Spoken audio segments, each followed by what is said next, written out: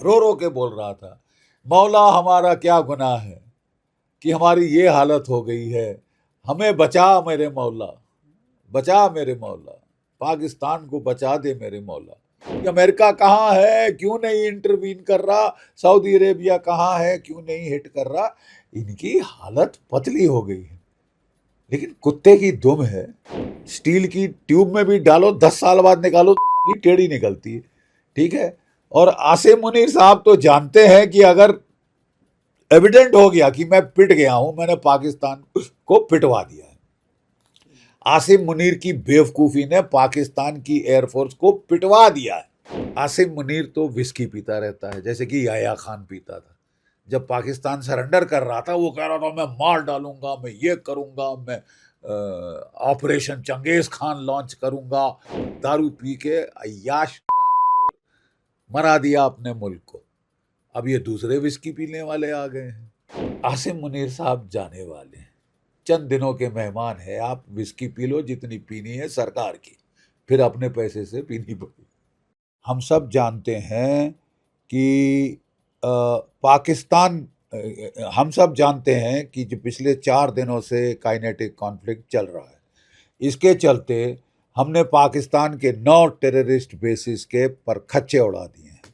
पाकिस्तान ने जवाब दिया। पहला दिन पूरे वेस्टर्न थिएटर बॉर्डर में कश्मीर से लेके कच्छ तक उसने जो है अपने ड्रोन हमले किए, 300-400 ड्रोन से, और सब विफल कर दिए गए। अगले दिन लॉइटरिंग ड्रोन्स लेके आया, सब विफल कर दिया गया। और तीसरे दिन उसने मिसाइल्स और जो एयर लॉन्च क्रूज मिसाइल्स, उनसे हमला किया। फतेह 1, फतेह 2, अब्दाली वगैरह, सारे के सारों के जो कारकसेस हैं, जो उनकी लाशें हैं इन मिसाइल्स की, वो सारे भारतवर्ष में वेस्टर्न थिएटर में पड़ी हुई हैं, और बच्चे खेल रहे हैं उनके साथ। उनको बोलना चाहिए कि ना खेलें।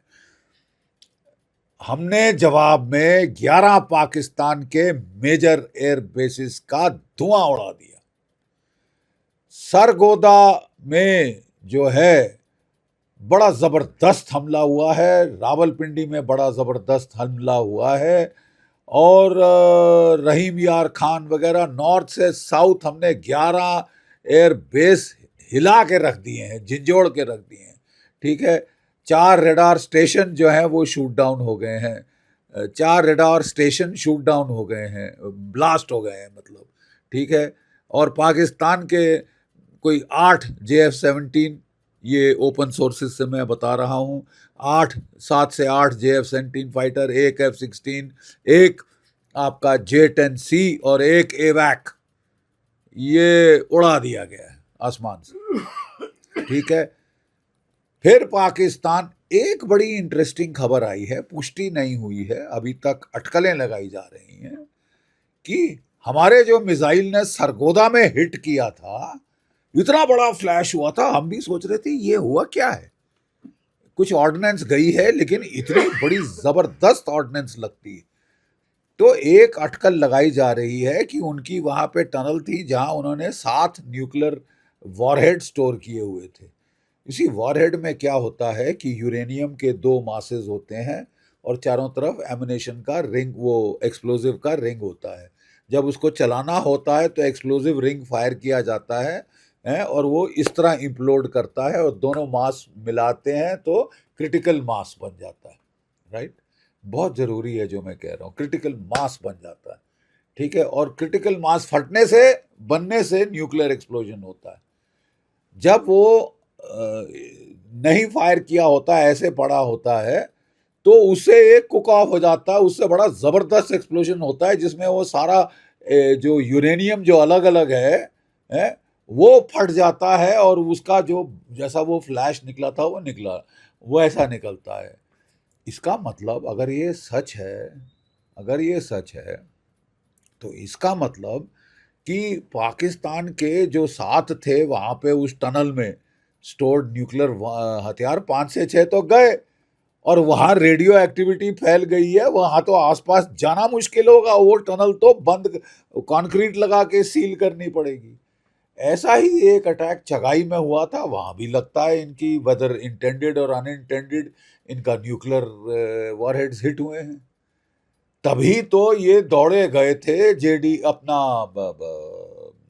पाक अमेरिका के जो फॉरेन सेक्रेटरी हैं, स्टेट सेक्रेटरी ऑफ स्टेट जो हैं, उनके पास दौड़े, मार्को रूबियो के पास दौड़े दौड़े गए कि बचाओ मेरे आका, पाँव लागी हैं, बोलिए डोनाल्ड ट्रंप साहब को कि हमारी निजात कराएं, हमें बचाएं, हमें छुड़वाएं। देखिए पाकिस्तान में एक वो जो उनके मेजर साहब थे जो कि मेंबर ऑफ पार्लियामेंट हैं, उनका नाम मैं आपको बताता हूँ।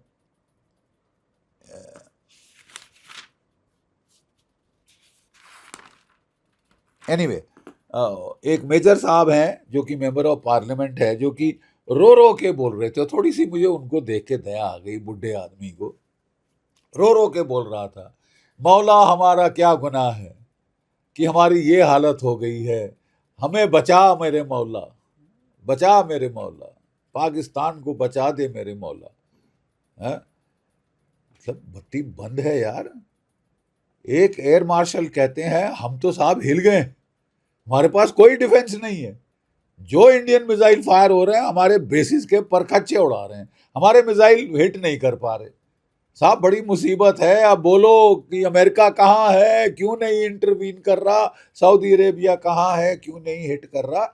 इनकी हालत पतली हो गई है, लेकिन कुत्ते की दुम है? स्टील की ट्यूब में भी डालो, 10 साल बाद निकालो तो टेढ़ी निकलती है। ठीक है। और आसिम मुनीर साहब तो जानते हैं कि अगर एविडेंट हो गया कि मैं पिट गया हूं, मैंने पाकिस्तान को पिटवा दिया है। आसिम मुनीर की बेवकूफी ने पाकिस्तान की एयरफोर्स को पिटवा दिया है। और देखिए जब मेजर कॉन्फ्लिक्ट होता है तो पहला फेज होता है गेनिंग एयर सुपीरियरिटी। जैसे ही आप एयर सुपीरियरिटी गेन कर लेते हैं, आसमान हमारा है, उसके बाद हमारी ग्राउंड फोर्सेस जाती हैं और हमारी नेवी जाती है। 1971 में भी ठीक यही हुआ था। 1971 एग्जैक्टली ये आया था। एयर सुप्रीमसी, एयर सुपीरियरिटी नहीं, एयर सुप्रीमसी हासिल करी थी बांग्लादेश के ऊपर, और फिर बम्पर टू बम्पर हमारे कॉलम चले थे। रिजल्ट सारी दुनिया को मालूम है, 13 दिन में पाकिस्तान के 2 टुकड़े हो गए। सो अभी जो है पाकिस्तान हिल चुका है, लेकिन कल हमको बड़ी हैरत हुई थोड़ी सी कि पिट गए हो, दुनिया से जाके रो रहे हो, गिड़गिड़ा रहे हो कि मेरे को छुड़ा दे मेरे आका, मेरे को बचा दे मेरे आका, और फिर आदेश देते हैं कि इनके जो पीआर डिपार्टमेंट्स हैं वो यूट्यूब पे वीडियोस डालती हैं कि जश्न मना रहे हैं पाकिस्तान वाले लंदन में और कहाँ कहाँ की, हम जीत गए, हम जीत गए। ओहो तुम जीत गए? फिर तो मियाँ अभी और पड़ेगी तुमको, जब तक जरा असलियत का तुमको अंदाज ना हो जाए। ठीक है ना, अपने लोगों को घुंटी मत पिलाओ कि हम जीत गए, हम जीत गए। तुम पिटे हो और बुरी